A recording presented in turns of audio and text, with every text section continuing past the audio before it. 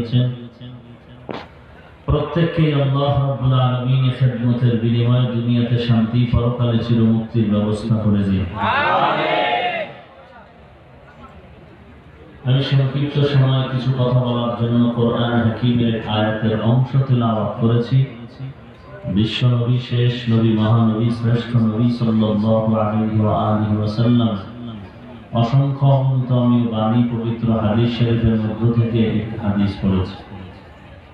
আয়াতে কারিমা ও হাদিসে পাকের আলোকে ইখলাসুল আমাকে বলার মতো, আপনাদেরকে শুনবার মতো হিম্মত, ধৈর্য, তৌফিক আল্লাহ দান করুন। আমিন। লাকাদ কানা লাকুম ফি রাসূলিল্লাহি উসওয়াতুন হাসানাহ। হে রাসূল করিম সাল্লাল্লাহু আলাইহি ওয়া আলিহি ওয়াসাল্লাম, উম্মতকে এই আয়াত পড়ে শোনায় দেন।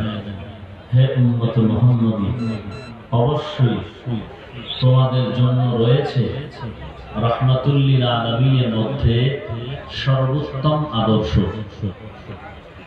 হাদিস শরীফে আল্লাহ রাসূল বলেন, তারাকতু ফীকুম আমরাইন, হে উম্মতেরা, তোমাদের কাছে দুটো জিনিস রেখে যাচ্ছে। লান তাদিল্লু মা তামাসসাকতুম বিহিমা, কখনো তোমরা পথভ্রষ্ট হবে না, লাঞ্ছিত হবে না যতক্ষণ ওই দুই জিনিসকে আঁকড়ায় ধরবে। কিতাব আল্লাহ ওয়া সুন্নাত রাসূলিহ, এক নাম্বার আল্লাহর কিতাব, দুই নম্বরে রাসূলের সুন্নাহ। এই হলো আয়াত হাদিসের সংক্ষিপ্ত তর্জমা। আপনারা আমার বয়ান যারা আগে পেছনে সরাসরি বা মনে রাখবেন না, খেয়াল নেই, শুধু মোবাইল নিয়ে ব্যস্ত থাকবেন। এটা মজলিসের আদব না।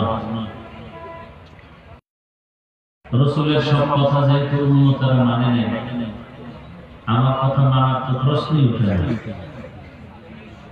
কথা বুঝেন না? কেউ মনে মনে বলবে যে আপনার কাজ আপনি করেন, আমার কাজ আমরা করি, আপনি দিয়ে না থাকাইলেই ভালো। আল্লাহ সব ভাইকে হেদায়েত দান করুন।